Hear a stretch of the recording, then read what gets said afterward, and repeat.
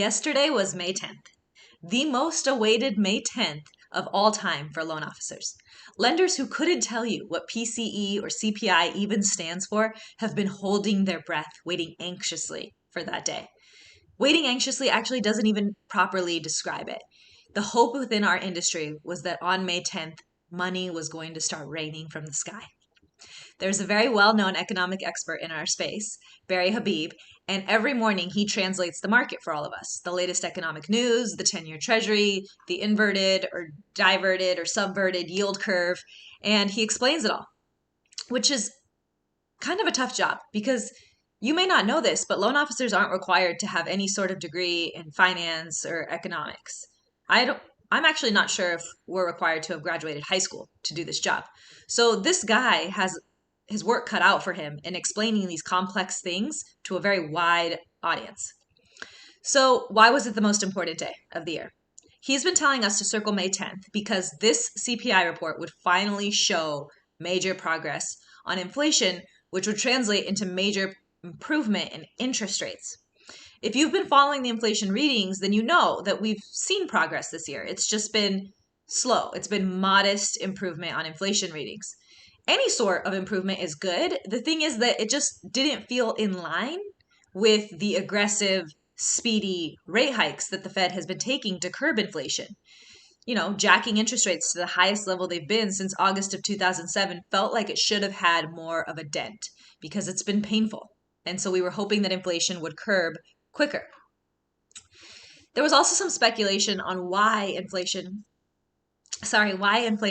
wasn't coming down, why it was being so stubborn.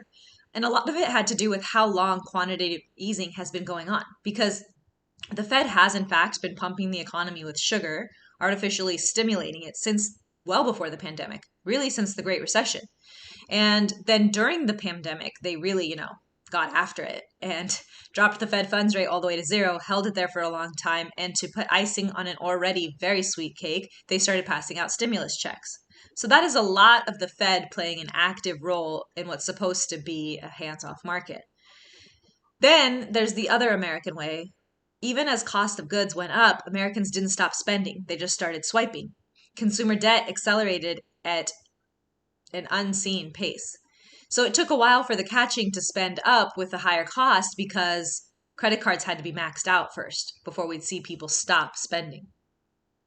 And then the other thing stifling our success in terms of inflation has been shelter costs, which we've talked about here before. There's a problem in how that data is measured because shelter makes up a big component of the CPI, but the procedure they use to gather that shelter data has two issues. So PCE, by the way, stands for Personal Consumer Expenditures. CPI stands for Consumer Price Index. And shelter costs are a big component in both of these things. The rent component of shelter is where we have a problem because it's a moving average of current market rental rates. But to get this figure, the Bureau of Labor Statistics samples tenants only once every 6 months. And then they update their index when the rent reported changes. For owner-occupied homes, the BLS just calculates like an owner equivalent rent. Basically what the market rent on that house would be if it were rented. But the 6-month sampling window gives 1/6 value, just 1/6, to the most current reported rent. The rest of the 5/6 could be old, and a good portion of them, at least 1/6 of them, are 6 months old. So we only know when rent changes really at the end of a term, and that's typically annually. So even though some of the information is within the last 6 months, it could actually be over a year old because they just haven't had their lease end, and that's when the landlord is going to adjust the rent to be in line with the market. So basically, all of the data collected to measure shelter costs is anywhere from 6 months to a year old and is not accurate of what that actual lease would be today. So the hope was that shelter costs would catch up by May and we'd see major deflation. We'd see a big drop in the core inflation reading on yesterday's report. It didn't happen, but on the other hand, we didn't get completely hosed either because core inflation did decrease, again modestly, but from 5.6 to 5.5. And shelter costs did actually appear like we've hit some sort of crest point. But used cars became the new bully on the block, and they're up 50% year over year. So that kind of overshadowed everything else. If those numbers hadn't been so high, we would have probably seen a better inflation reading. And we don't think that they will be high going forward, so hopefully that was a one-off. But it kind of feels like if it isn't one thing, it's another. And that just might be the pessimistic attitude of a lender who feels like the last 12 months have been specifically designed at harming my cardiac and digestive health. But if we look at the actual numbers and bonds, it still was a good news day. At market close, mortgage bonds were up 34 basis points in the green. And today, Thursday, the improvement has continued. Not a huge rally, not money raining from the sky, but definitely on the right track.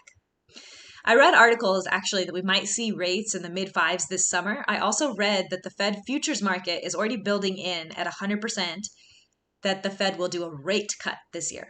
100%, as in with certainty there would be a rate cut this year. So that'll be interesting to follow. But you know what else happened yesterday? Some other fun news from FHFA. They're walking back the controversial, highly politicized loan level price adjustment based on DTI. All those articles you saw in the last few weeks about Biden and socialism and the wealthy being punished for having good credit and large down payments so that affordability could be boosted for the irresponsible leeches of society. Well, all that still stands, kind of. You can reference my previous videos and blogs on this to get the facts, and make no mistake, well-qualified borrowers still do get better interest rates than those with a smaller down payment or poor credit. But there was a loan level price adjustment that actually was a big deal, in my opinion, but it didn't make a lot of headlines, and it was this one. This one in regards to debt to income ratio. I took issue with this one because this comes down to income qualification, which some banks and some lenders just do better than others. So they were going to penalize you if your debt to income ratio was above 40%. But your debt to income ratio is highly dependent on how well your income was qualified. Some lenders are not experts at qualifying self-employed borrowers.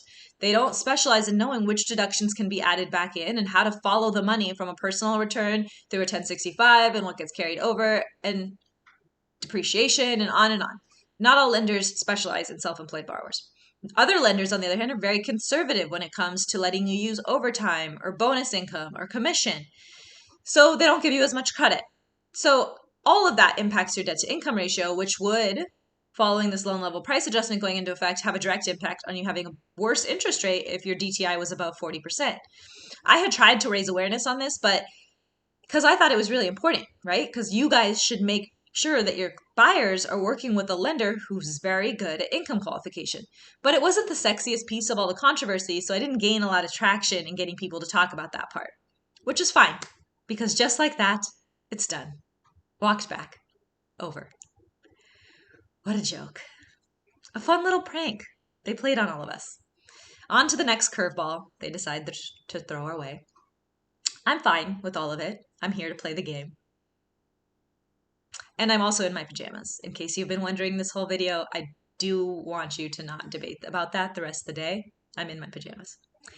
Last piece of information I would love for you to pay attention to is that the Futurist Female is 1 week from today. So if you don't have your ticket yet, what are you doing with your life?